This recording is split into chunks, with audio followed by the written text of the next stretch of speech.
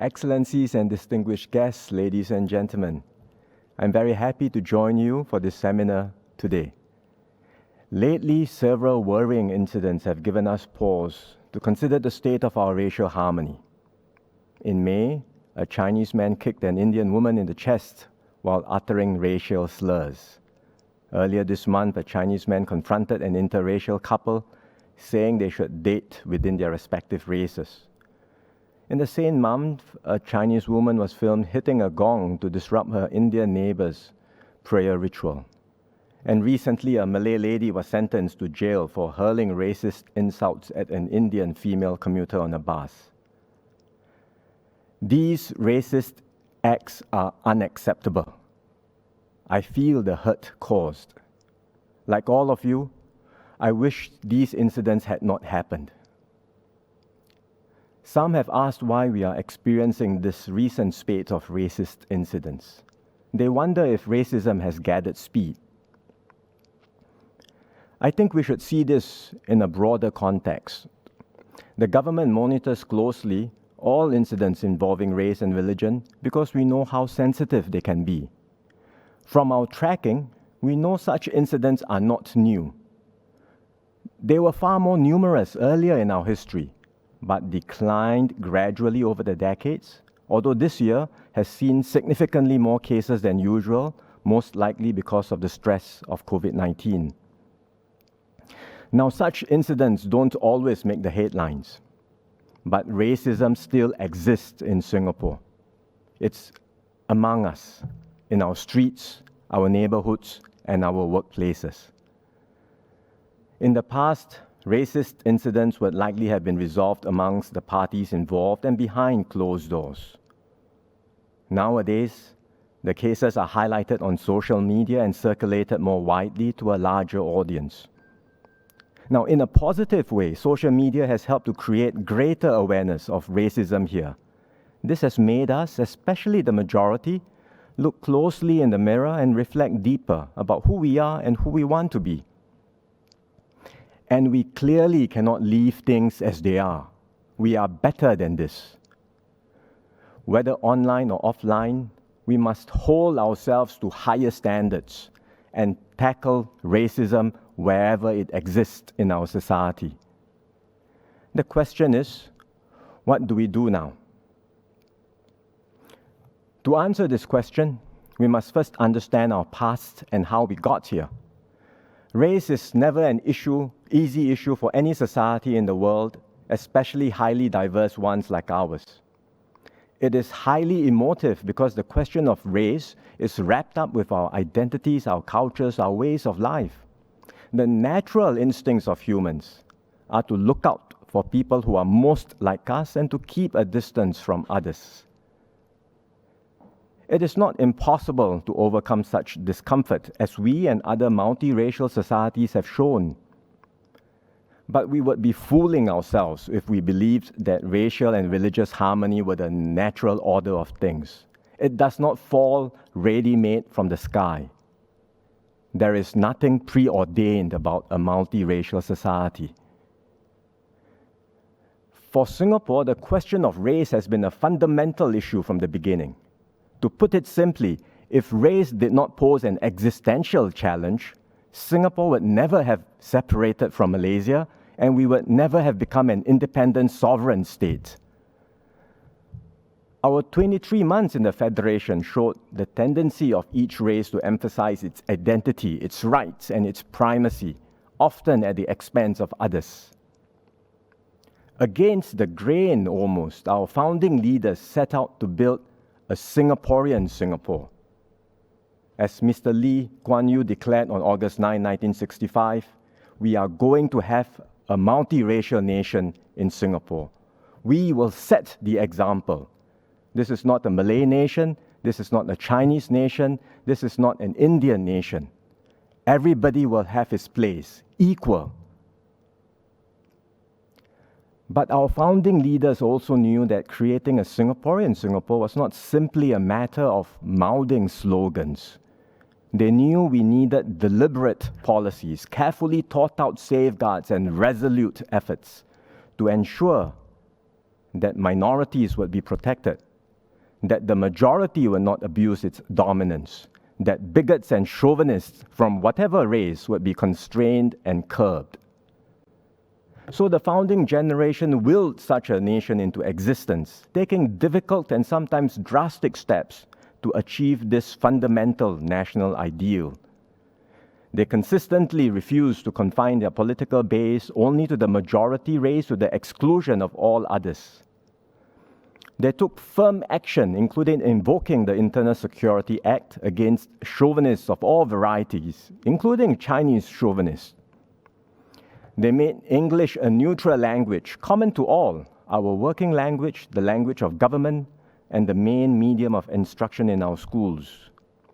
They changed electoral rules to guarantee that minorities would always be represented in parliament and that no party could prevail by appealing narrowly to any specific race and religion.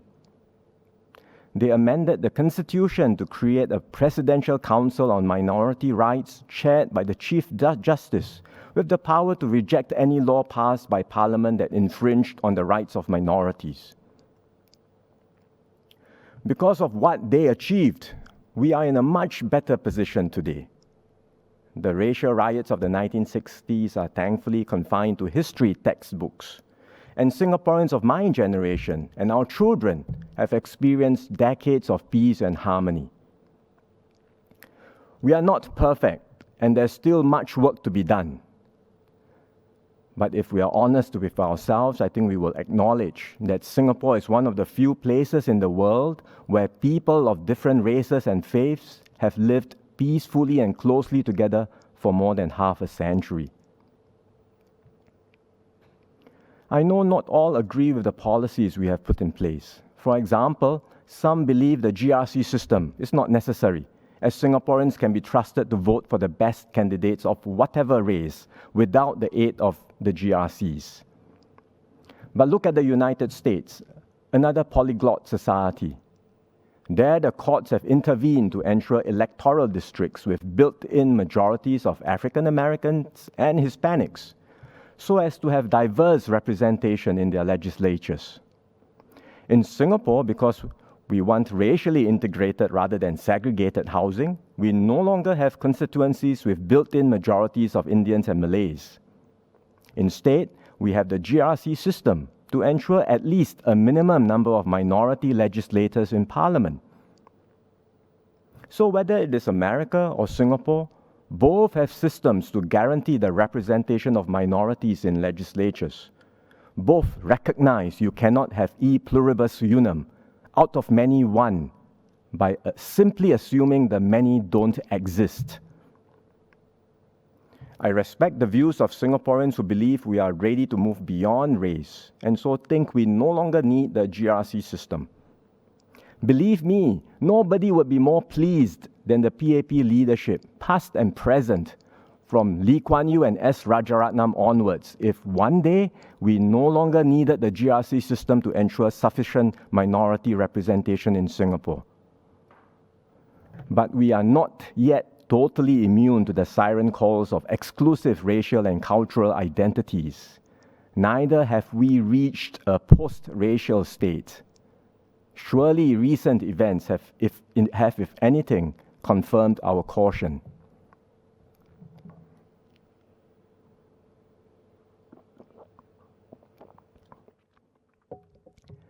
This leads me to another important point. We did not set out to achieve racial harmony by creating a monolithic society. Our multiracialism does not require any community to give up its heritage or traditions.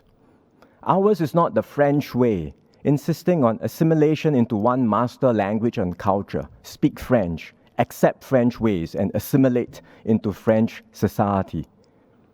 Instead, we decided to preserve, protect, and celebrate our diversity.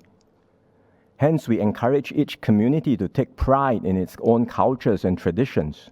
At the same time, we seek common ground among our communities and aim to expand our common space and strengthen our shared sense of belonging and identity. Our bilingual policy is a key plank in this approach. We believe that by affording our children access to the rich traditions that our vernacular languages carry, they would know who they are and won't become pale imitations of Europeans or Americans. So we expend considerable efforts to preserve the Chinese, Malay, and Tamil languages, insisting school children study their mother tongues, pouring resources in to keep up standards in the vernacular languages, and helping to sustain the vernacular media. To this day, Parliament provides simultaneous translations in 4 of our official languages, though all our MPs can understand and speak English well. Why do we do this? It is an important practice which we continue to uphold, not least to let the world and our own citizens know that we are not to be confused with the West and Westerners, though English is our language of business and we are connected to the world. Some criticize our policies to preserve and develop our component cultures. They feel such policies make us more race-conscious and detract from multiracialism. Special Assistance Plan or SAP schools are sometimes cited to make this point. I understand the concerns about SAP schools. We do want our young to grow up interacting with people in other communities and making friends from among all races. So we will continue to see how we can strengthen multiracialism across all our schools. But I will ask those who criticize SAP schools to consider, would our society be better off if standards of our spoken and written vernacular languages were to fall, and Singaporean, Chinese, Malay, and Indian cultures were to wither and dissipate? For that is the primary reason for the SAP schools. They were pure Chinese medium schools before.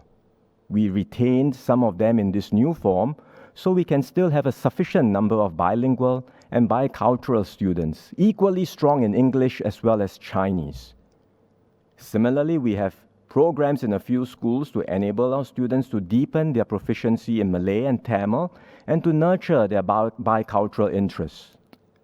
We also have madrasas, strong vernacular media, as well as a huge variety of Chinese, Malay, and Indian cultural organizations, from the Chinese Orchestra to the Malay Heritage Center to the Indian Fine Arts Society. Now, should all this be done away with on the grounds that they perpetuate racial consciousness and are not inclusive of other races, other languages, other cultures, other traditions? Obviously not. For that is not what we mean when we pledge ourselves to become one people, regardless of race, language, or religion. The Singaporean is not only the English-educated cosmopolitan, up to date with the latest trends in London, Paris, or New York. The Singaporean is also our fellow citizens who are more comfortable in Mandarin, Malay, Tamil, or other languages, or who have different cultural perspectives and views. I might quote here what Prime Minister Lee Hsien Loong said in 2017 at the opening of the Singapore Chinese Cultural Centre. It encapsulates well how our model of multiracialism is not to be confused with French universalism or the American melting pot. We are a multiracial, multi-religious, and multicultural society, the Prime Minister said. This diversity is a fundamental aspect of our respective identities. Our aim is integration, not assimilation. No race or culture in Singapore is coerced into conforming with other cultures or identities, let alone that of the majority. Ours is not a melting pot society. Instead, we encourage each race to preserve its unique culture and traditions while fostering mutual appreciation and respect among all of them. Being a Singaporean has never been a matter of subtraction but of addition, not of becoming less but more, not of limitation and contraction but of openness and expansion. This is our distinctive philosophy of multiracialism in Singapore. We do not devalue diversity, but we accept it and we celebrate it. Multiracialism in Singapore doesn't mean forgetting our separate racial, linguistic, religious, and cultural identities. it doesn't require us to erase our rich inheritances in favor of a bland and homogenized broth. Instead, it enjoins us to embrace our inheritances, respect those of others, and go beyond them to encompass a national identity and shared purpose. I am reminded here of something that I had read by the late Kuo Pao Kun when I was at MCCY. He had likened culture to trees. They are separate at the trunk, but they touch at the tips of their branches where cross-pollination occurs, and at the tips of their roots where they draw sustenance from the same soil. As Pao Kun observed, it's important to move higher and deeper to realize the beauty of pluralism. And this is what we are constantly trying to achieve. Go deeper to strengthen our cultural roots and at the same time reach higher to cross-pollinate with other cultures and thus develop a stronger shared Singaporean identity. Is this easy to do? Clearly not. But is it worth trying to achieve this? Yes, absolutely. Our distinctive philosophy of multiracialism underpins our rules, laws, and practices which we have developed pragmatically to meet our own circumstances and realities. Sometimes we say we must take into account race, for we cannot pretend that racial identities don't exist. So in national politics, we have been deliberate in making sure people of all races are represented. In housing, we have consciously ensured a balanced mix of ethnic groups and avoided racial enclaves. And on other occasions, we say, let's go beyond race, let's be race blind. So in employment, in our education system, we have tried to give everyone, regardless of race or religion, equal opportunities.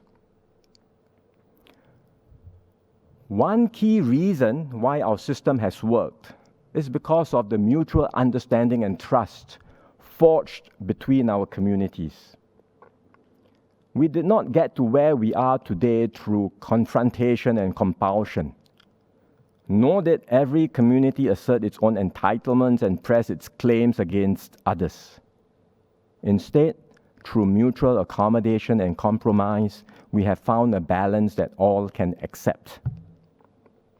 No community has gotten everything it wanted, but collectively, we have achieved much more together than we would otherwise have attained by just focusing on our individual agendas.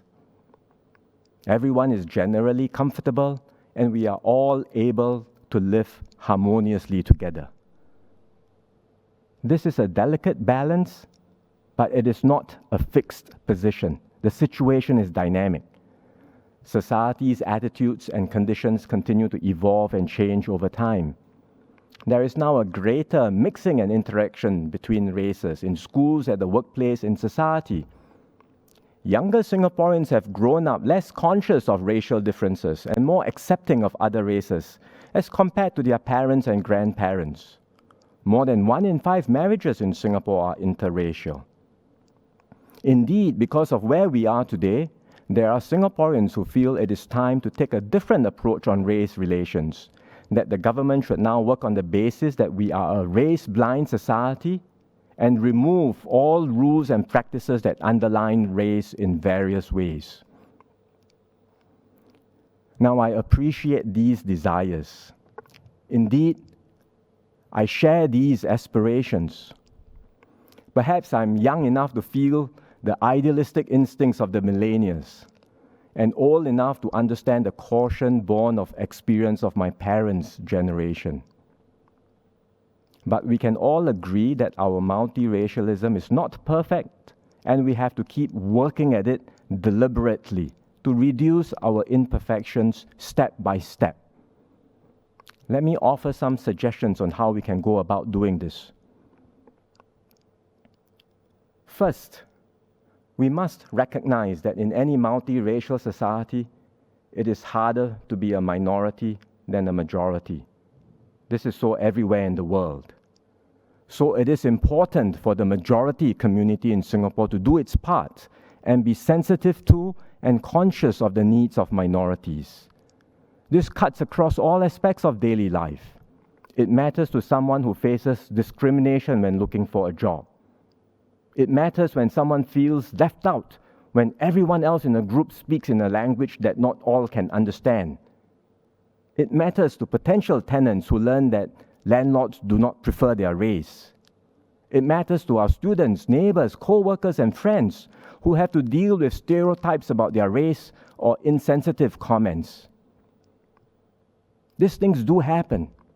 Not always, and perhaps not even often, but sometimes they do.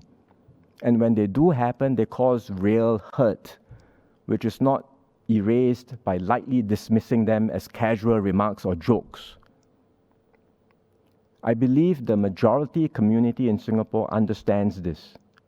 So I ask that we do more and take the extra step to make our minority friends, neighbors, co-workers feel comfortable. Treat others in the way you would like to be treated, and by your actions, teach your children to do the same. Remind those among your family members or friends who may slip up from time to time. At the same time, I'm grateful that minorities have reciprocated by recognizing that the majority community has legitimate needs and concerns too. In this regard, it is important to realize that the Chinese community in Singapore is not monolithic. Sometimes people talk about Chinese privilege in Singapore. There may well be biases or blind spots that the Chinese community should become aware of and to rectify. But please understand that we still have a whole generation of Chinese Singaporeans who are more comfortable in Chinese than English and who consider themselves at a disadvantage in an English-speaking world. They feel they have already given up much to bring about a multiracial society. Chinese language schools, Nanyang University, dialects, and so on. What do you mean by Chinese privilege, they were asked, for they do not feel privileged at all.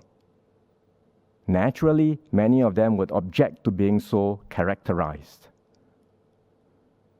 This brings me to my second point, which is that we must continue with our approach of mutual accommodation, trust, and compromise. Let me be clear. I'm not saying that we should refrain from voicing our unhappiness or that minority Singaporeans should pipe down about the prejudices they experience. On the contrary, we should be upfront and honest about the racialized experiences various groups feel and deal squarely with them. We must continue to speak up and even be prepared to have uncomfortable discussions, not to start arguments, but to begin civilized discussions, listen to each other, and understand all points of view. But we should not insist on maximum entitlements and rights for our respective groups, construe every compromise as an injustice that needs to be condemned, or put the worst interpretation on every perceived slight or insensitivity. Because when one group jostles aggressively to assert its identity and rights over others, it will not take long before other groups feel put upon and start to jostle back. We already see this playing out in so many places around the world. When one side uses identity politics to push their cause, it invariably emboldens another to up the ante and make greater demands. We end up fueling our worst tendencies, our tribalism, hostility, and vengefulness. And if we go down this path, insisting on differences over commonality, minority groups will not win, and the outcome will be most unhappy for the majority community too. So I hope all groups calling for change will be conscious about how they approach the matter. It is natural to want to be heard, to want to see the changes we think ought to happen. But let's do so in ways that expand the space for agreement, not narrow it, that deepens cross-cultural understanding, not cause defensiveness and suspicion, that appeals to the better angels in all of us, not instigate a them versus us dynamic. Finally, The government will continue to engage widely and to update our policies on race, as well as other policies that help to strengthen racial harmony in Singapore. Our policies are not cast in stone. For any policy, be it GRC, EIP, self-help groups, or SAP schools, we continually ask ourselves, what is it we are trying to achieve?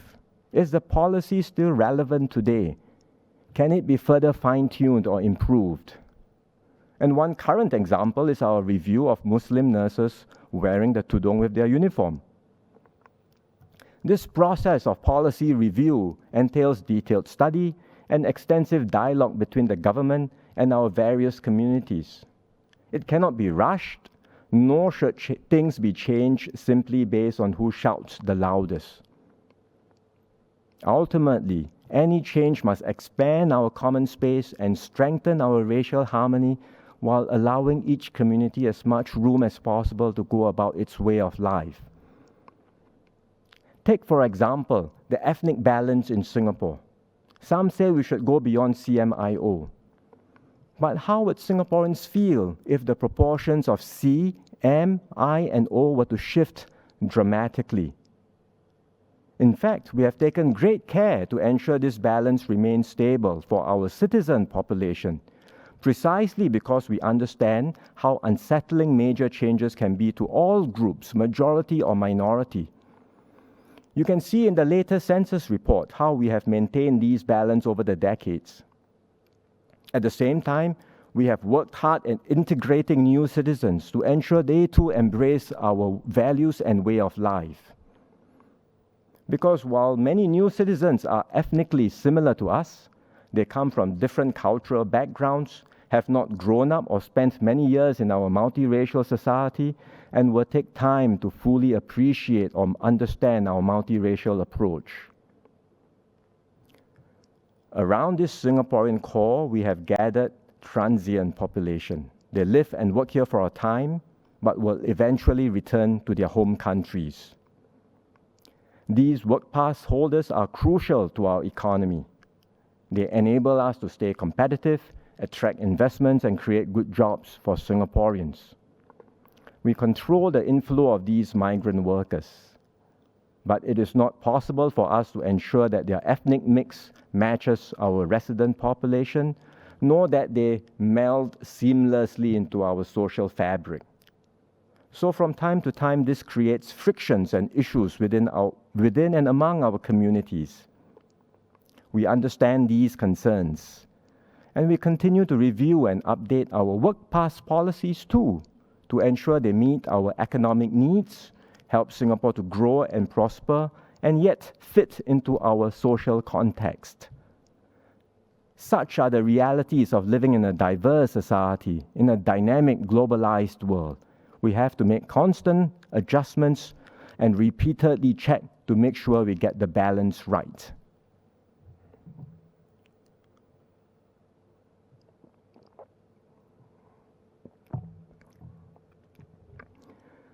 To conclude,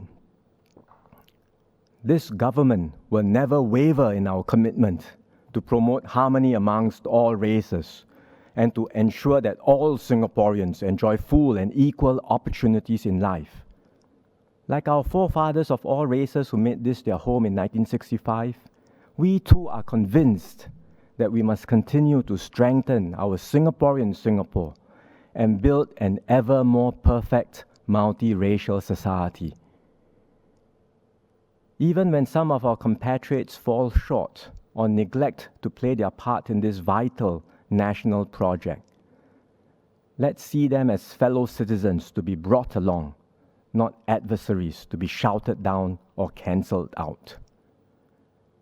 Let us each be our brother's keeper, our sister's keeper, and let us move forward with a spirit of mutual respect and fellowship, educating each other about what matters to us, helping each other understand our different cultures, and finding the common stake we all have in one another. We must have the humility to acknowledge our multiracialism is still a work in progress, the honesty to recognize that not everyone will want to move at the same pace, and yet persevere to protect our multiracialism, cherish it, nurture it, strengthen it. Then step by step, we can approach ever more closely to our ideal, one united people, regardless of race, language, or religion. Thank you.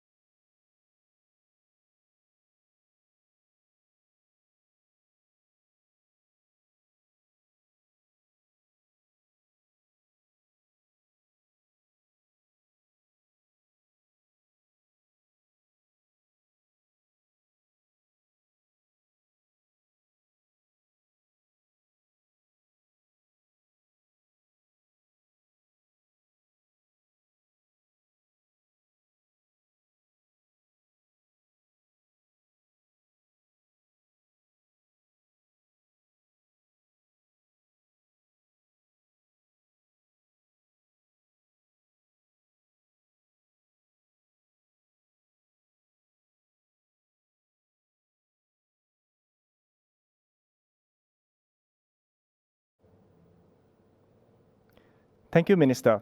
We will now start our question and answer session with Minister Wong, moderated by Dr. Shashi Jayakumar. To our online audience, please submit your questions via the Zoom Q&A panel that appears at the bottom of your screen. Dr. Jayakumar, over to you. Thank you very much, Mike. Thank you, Minister. You gave, Minister, a very important, and if I may say so personally, a moving statement, a restatement of what it really means to be Singaporean. That's the big picture. We understand that. There are already questions coming in, and I think this is a testament to the large number of people who tuned in, who've already started submitting the questions, and we're grateful to all of you for joining in. If I could start with some of the big picture questions, if you permit, and then we'll later go into shortly the Zoom questions. I understand the aspirational aspects, the striving, the points that government has reiterated time after time in the promotion of multiracial harmony. At the same time, I would share with you personally, I'm still a little bit concerned because I understand the aspirations, what we've been trying to do, but viewing the social media discussion concerning recent incidents, I start to wonder. You've mentioned certain cases, the interracial couple being abused by a Singaporean Chinese individual. And if you recall, Minister Shanmugam has said in the aftermath of that incident, he's not so sure anymore that Singapore is, and I quote, moving in the right direction. At the same time, as you yourself have said, government officials have over the years shown that we made tremendous progress on this issue of progress on race. So which is it, in your view? Are we, in fact, moving in the right direction? Well, thanks, Sashi, for this question. I think let's look at it in the broader context. If you ask, are we better today than we were, say, 20, 30 years ago, or even when Singapore first became an independent nation? I think the answer is clearly yes. Just ask anyone who has experienced firsthand the period of racial and communal strife in Singapore. My parents are of that generation. They are in their 80s, and they will tell you, anyone in that generation will tell you, we have come a long way. Please cherish what we have today and never, ever allow those times of racial strife to come back. But does it mean that we are perfect now? Obviously not. Does racism still exist in Singapore? Yes, they do. And indeed, the recent spate of incidents are a concern. We should rightfully be very concerned about this, because we cannot assume that progress will always move in one direction. There is always a risk that we will regress and we will move backwards. And so we really all have to do our part, double down, work even harder, at addressing racial issues when they arise, evaluating our own behaviors, re-examining and reviewing policies, and as I said, constantly work together to create a more perfect multiracial society, because this continues to be work in progress. Right. Thank you very much, Minister. That helps to clarify. If I may, pardon the pun, zoom down a little bit more into actual specific issues. The 联合早报, the 早报 editorial, which has occasioned quite a lot of comment. Yes. Comment from the ground, comment from academics as well, as you know. The suggestion, and I don't mean to oversimplify what the editorial, which was nuanced, actually was saying, but the suggestion is that what's been happening recently is partly brought on by the stresses of COVID, partly brought on by social media, and partly brought on by thoughts and concepts from the West, including critical race theory. Is this a simplification of what's going on? Would you or would you not agree? Well, Sashi, I read the 早报 editorial carefully. They clearly made their stand explicitly that they rejected racism and they found these racist incidents unacceptable. There was no doubt about that. They offered some explanations about why these incidents could have happened. I don't think that they intended for these explanations to be comprehensive, or that these explanations would obviate the need for us to do more. Certainly not. So clearly, all of us want to dive deeper, to do more, to understand better the reasons behind racism in Singapore and address it at its root. And so we must all work together step by step. It requires us to look at things carefully based on our context, our circumstances, our realities, understand what the issues are, and then see what are the things, what areas can be improved. It could be policy, it could be behaviors, it could be institutions, but whatever they are, look at constantly improving and getting better. I think that must be the imperative, and that is I'm sure that was the objective and intention of the 早报 editorial. I understand. If you permit me, zoom down to a separate question, even more pinpoint. And I'll just ask the question. Why can't an individual from a minority race be PM? Doesn't this run against the grain of meritocracy as we understand it? Well, anyone in Singapore who wants to be Prime Minister will have to connect with voters, mobilize Singaporeans, and obviously lead the party to win elections. This applies to anyone, regardless of race. Now, the IPS surveys do show that a significant proportion of Singaporeans are more comfortable with a Prime Minister of their own race. This cuts across Singaporeans, across different ethnic groups. This is what the survey indicates. I wish it were not so, but the survey results are as they are. So a minority who wants to be Prime Minister should be aware of these attitudes. It doesn't mean that he, or for that matter she, can't be a Prime Minister, but these are the realities on the ground. I should also say it doesn't mean that we should just accept these attitudes as they are and say, fine, this so be it. We shouldn't accept these attitudes. We should instead work very hard to change them. And I certainly would look forward to the day when Singapore has a minority Prime Minister. I would welcome that. I think many of us would look forward to the day. So another, if you don't mind, a pinpoint question. Maybe you could share your views, in particular given your previous portfolio. Could you share your views on HDB's ethnic integration policy? In some cases, and I'm sure you're familiar with commentary recently, some cases where a minority race member might want to sell his or her flat, but where the quota for the majority race has been reached in that block or that neighborhood. This might face difficulties, the individual in question. This disadvantages minorities. That's the perception, may well be the reality. Would you mind sharing your thinking on this? Well, I certainly will be happy to say more. I spent quite a bit of time looking at this when I was in MND. First of all, what does our ethnic integration policy, or EIP, seeks to do? We apply it consistently to all ethnic groups, and we try very hard to achieve a balanced mix of ethnic groups in our housing estates. it's not just about the numbers, but the fact that by doing so, over the years, we have achieved a social mixing and integration in our housing estates where people of all races can interact with one another more freely. And importantly, our children grow up together, they play together, they attend the same schools in the neighborhood together. That helps to build that sense of attachment, belonging, and identity as Singaporeans. I think that has been the outcome of our ethnic integration policies, and we should appreciate that. There's tremendous value in it. What would happen without EIP? I have no doubt that we will end up with ethnic enclaves in many of our housing estates, because you see this already in global cities everywhere around the world. Paris, New York, London, this is the outcome.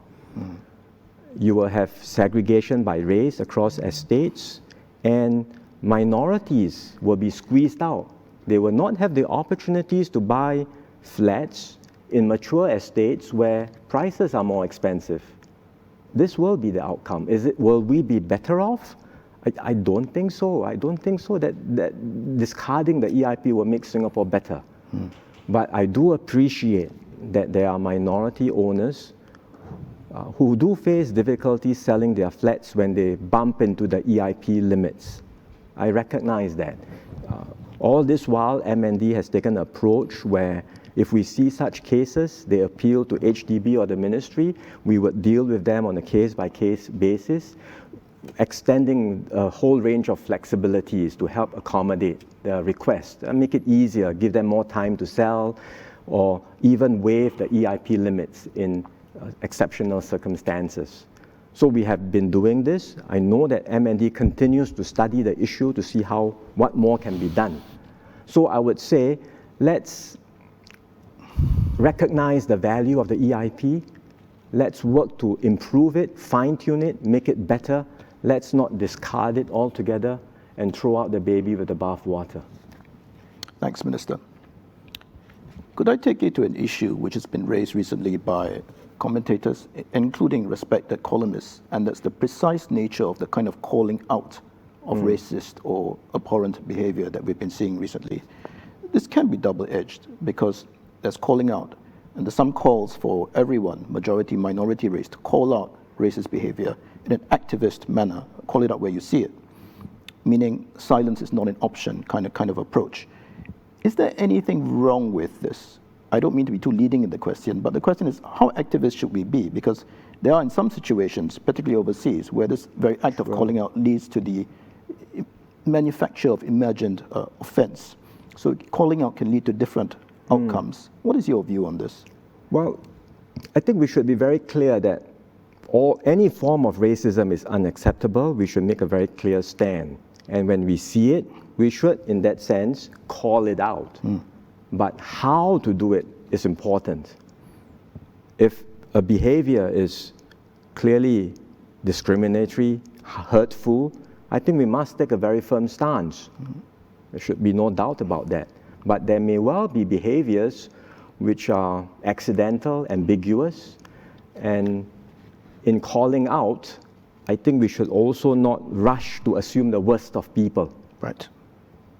And because this can easily lead to misunderstanding and cause things to, to worsen unnecessarily. In the end, it comes down to the attitudes and mindsets. How do we go about dealing with these sorts of issues? In any multiracial society, there will be imperfections, there will be hiccups, there will be lapses. You will see this on, maybe not often, but it will happen. And we just have to find ways to address it, but do so in a spirit of goodwill. Today newspaper had an article not too long ago where they talked about racism, because this is one of the hot topics now, and they interviewed a whole range of people. I remember reading Mr. C. Kunalan, our former national athlete and sprinter, and he said, he was interviewed, and he said that he's also a pioneer generation. He said that, to live harmoniously in a kampong, you need understanding and forgiveness. And that's the key. we need to approach these sorts of issues with understanding, with respect, not with an attitude of, wanting to divide and wanting to confront, but address it, we must, and seek to forgive one another if we do make mistakes. I understand. But if I may press you just a little bit on this, Minister, there's been some sort of sense from the ground, maybe those who do not ordinarily speak out first, but possibly a sizable group, uncomfortable with this idea of activists calling out. And their argument, I'm simplifying, maybe oversimplifying their point of view, is that we've done quite well, very well, as a multiracial, harmonious society up to this point, since independence. And some things, in terms of race relations, sensitive issues, should well be left alone. The perspective of these people who do not often speak up first is important too. So in the light of what you just said and the content of your speech, what would your message be to these individuals, Minister?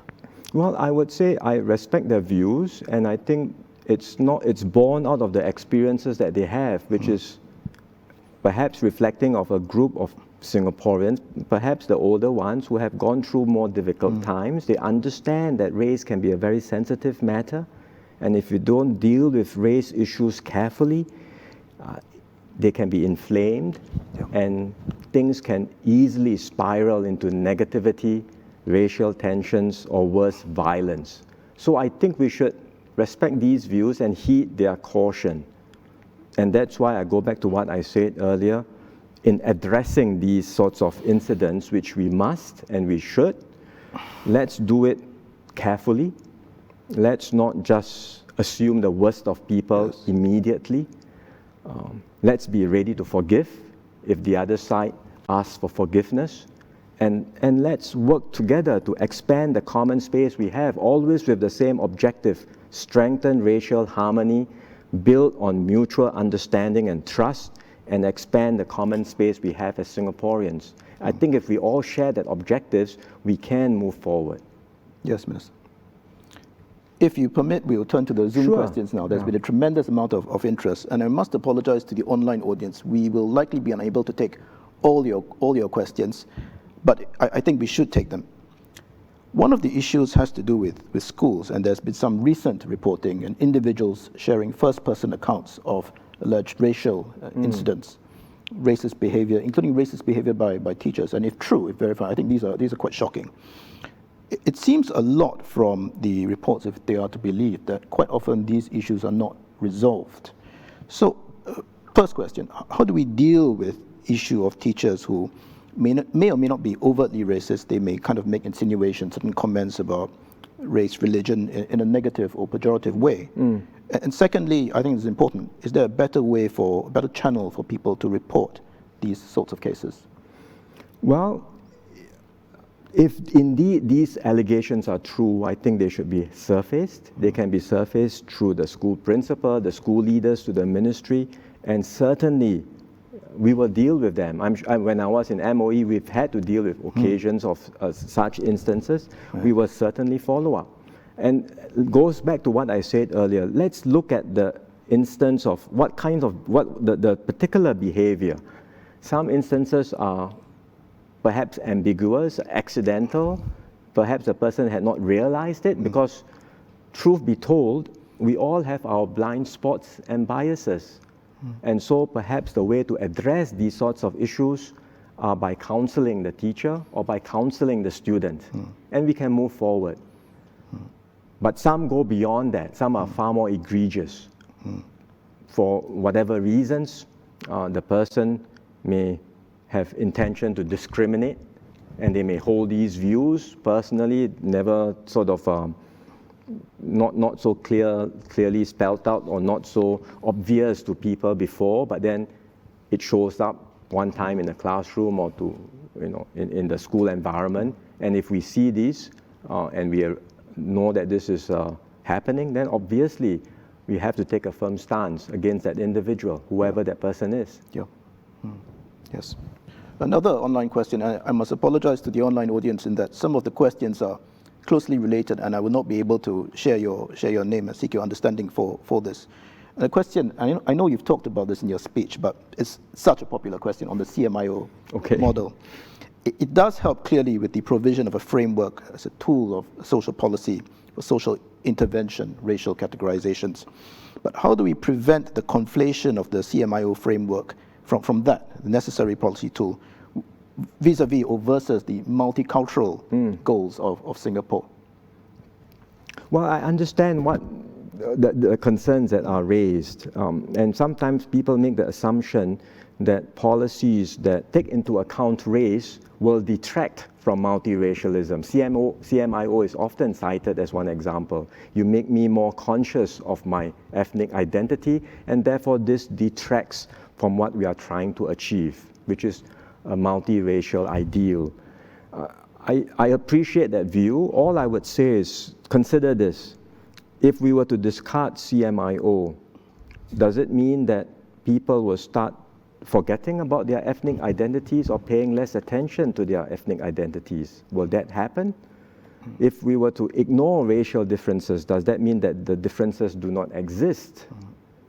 It's not so clear to me. In fact, I would say our policies that take into account race, whether it's CMIO, whether it's ethnic integration policies, have helped to strengthen our racial harmony. In some ways, in many ways, they have helped to make us less race conscious. For example, the fact that in our housing estates, we can grow up together and interact with one another quite freely, including in our schools. So we have to take this into consideration. But having said all that, as I mentioned in my speech, our policies are not set in stone, and we continue to review them. Even for CMIO, we made some changes a few years back, where we made it less rigid and we introduced double-barreled race classifications. So whether it's CMIO, whether it's EIP, like I mentioned, across the range of policies, let's not assume that these are all static and can never change. We look at each one of them carefully, understand why they exist, consider whether they are still achieving the objectives, consider the downsides, if any, how to minimize and mitigate these downsides, and see how these policies can be improved over time. Can I turn to a question which has become debated on the social media sphere, this issue of microaggressions. And of course, microaggressions can be experienced or indeed suffered by any race, majority, minority, but the question pertains to the denial of rent to Indians on the grounds of smell. It's a bit of a direct question, but I'm going to take the liberty to rephrase this somewhat or refine it, because microaggressions can be felt by, in any context, almost any circumstance, and people are beginning to talk about it. I recall Minister Ong Ye Kung talking about it in a Facebook post some time ago. So the issue is, how would Minister propose to bring a cultural appreciation to the lived realities of life as Singaporeans? Well, this goes back to what we talked about earlier, that there will be blind spots and biases. All of us have that. Let's have the humility to recognize this. And we may not even be aware that something I'm doing is considered by another party to be a microaggression. How can we raise our awareness, be more understanding of each other's concerns? I think a key part of this is to build stronger relationships with one another. Because it's when you do not have that relationship and you start to have misunderstandings, you assume the worst of the other party, and then things can easily spiral downwards. So I think the basic starting point is to start strengthening our community networks. Start developing more opportunities, more platforms for interactions between people of different communities and races. We do a lot of this. There is a lot that we do through different platforms, the interracial religious confidence circles, all sorts of platforms. Sometimes people dismiss these sorts of things. They are cynical about them and say, these are just events. What's the point? But there is great value in them, because they are deliberate platforms to build social capital, to build that network of relationships, so that we can over time understand each other better. And that's what we try to do. We have made progress in this regard, I think, but still more work can be done. If you were to ask around, for example, anyone, who are your close friends? I think most people would acknowledge that close friends are people within their own families or their own ethnic groups. Yeah. And so there's still work that we can do to broaden our circles, to reach other communities, and by strengthening these networks, we can potentially learn more, understand each other, and address these sorts of issues. I understand. I guess my question, and I think it's useful for you to mention IRCCs, which is just one of a plethora of initiatives, and there are grassroots initiatives on the ground itself, and there's good work done by other organizations, the IRO, for example, interreligious. My question is on that. You have got the hard edge of the law, and sometimes the law and accountability, taking certain individuals to account, will be necessary. Accountability, process, and consequences. But can or should the law be enough? Clearly, I can't speak for you, Minister. Answer is probably no. What else goes on in the superstructure which is not legal and not just process? Sure. Well, what the whole sort of network of relationships that I talked about earlier are a big part of it. The law is important, certainly, but law is not sufficient to address many issues and to change mindsets and to change attitudes.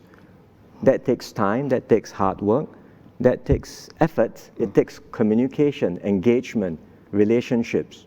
So that building of that network is very valuable, because when you have that strong network of relationships, when an incident happens, when there is a misunderstanding, potentially that can arise, you can bring those networks to bear in helping to bring parties together, bridge any misunderstandings or gaps, and address issues better.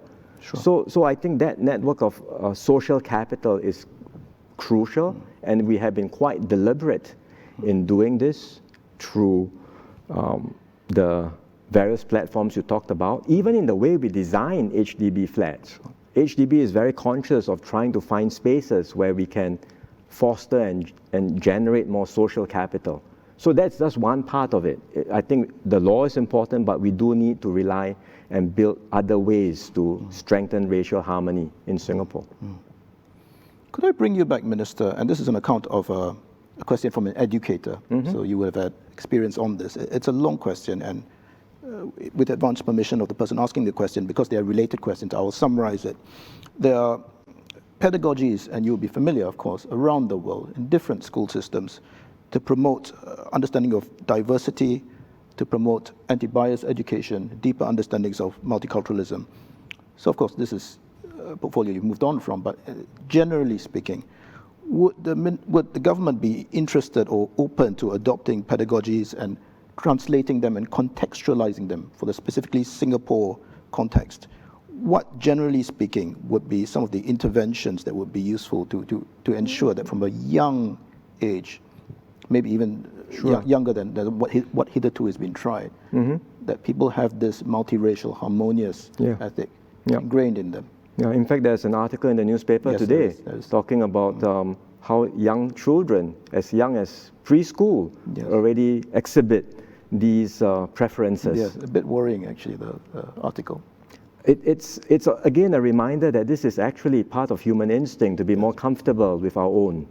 I think that's not something we should understand. It exists, but should we find ways, therefore, as the educator asks, pedagogies, approaches that can help us open our mindsets? Definitely, we should.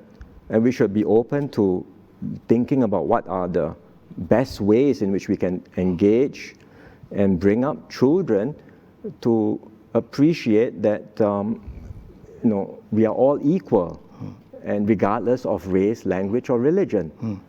And to start, if there's any bias or blind spots, start changing them, addressing them even at a young age. What are the best pedagogies to do this? I'm not a professional in this field. I'm sure there are many experts who will be able to share their views, But what's important is at the end of the day, not just transplanting them into Singapore wholesale, but understanding how they fit within our context, our circumstances, our realities, and apply them in the best possible way to achieve what we want to achieve. Understand. Minister, we're having a dialogue now. It's extremely interesting. We could go on. We accept that there'll be other dialogues. Sure. This is an ongoing issue. The exchanges, maybe we have to accept even, would be messy, necessarily so. Some may be messy, more than that, uncomfortably honest to the point of being really quite uncomfortable. Within this, how could and should we move forward? How could and should we be doing better as Singaporeans? We do need to have dialogues about race. As you said, these may not be easy, they can be quite uncomfortable, but we should not pretend that there are no issues and that there's no need to talk, because the issues do exist, and the only way to address them is by engaging them and addressing them. How to go about these dialogues are important. I think we should go about them with an attitude of humility and openness. Recognize that people have different perspectives and views, and we should not go in to try and stereotype, judge, or force our views on others. I think that's not the way to start a conversation. So if we start a conversation with humility, with respect, with openness, seeking to find common ground and expanding on that common ground, I think we will be able to move forward. And it sounds very difficult, but it's possible to do. Think about how we do interfaith dialogues. Interfaith, I mean, people with different tenets of faith, but yet can come together, not forcing my beliefs on you, but again seeking to understand, to find common ground, and to share and to build relationships. And I think if we take that same attitude when we have conversations on race, with empathy, with humility, with maturity and goodwill towards one another, we can make progress. That actually makes me think, Minister, of one or two points in your speech, the ones which actually stood out for me, and you said, we are better than this. You also said, what do we do now? So I'm trying to put these two together, and I'm wondering, please tell me if I'm wrong, Minister, should we be bolder in our ambition, in our challenge to be a multicultural nation, to what we need to stand for, and you spelled this out? Should this be defended and strengthened further in a more muscular fashion? What is your view on this? What do you mean by muscular? The posture that we take, and of course there's a little bit of the calling out, which as you've shown, can be double-edged. So I certainly think we have to be very bold in making a stand for a Singaporean Singapore, because this is not just a good to have, this is existential for us.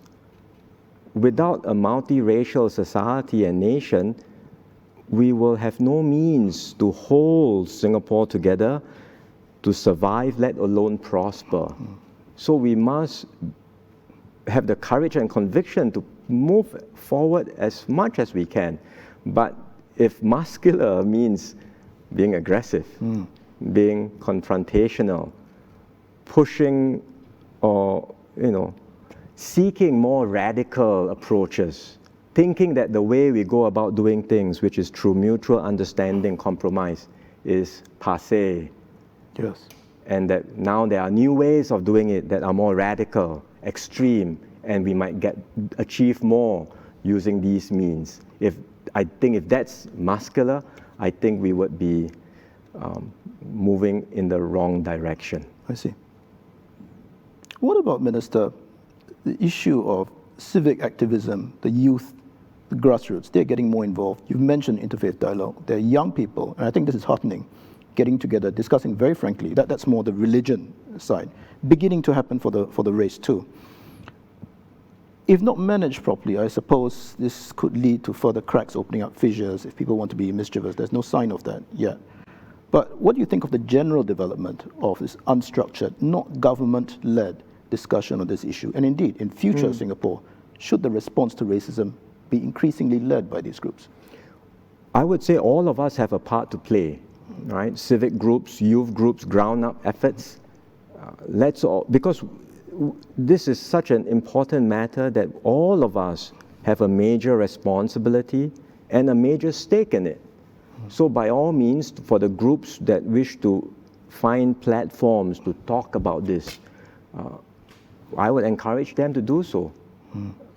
The government is committed to finding more platforms, more safe spaces where we can have these constructive dialogues and engagements. And we'll be very open to hearing from people what they think their views are on how we can create more of such safe spaces, be it online or offline, face-to-face. Some of it can be done in closed doors, some of it can be done in an open dialogue like this, but the key, whichever format, let's do it properly, let's do it to ensure the engagement and the dialogue moves us forward, that it edifies, it builds up and does not tear down.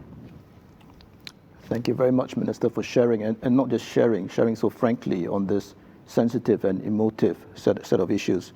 I'm sure, judging by the many questions, many of which we could not answer, many would like us to go on, and I suppose discussion will go on various platforms, online media, columnists will write as well, and there'll be further academic discussions. There's an academic panel to follow as well, but unfortunately for the timing for today, we've come to the end of the time that we have.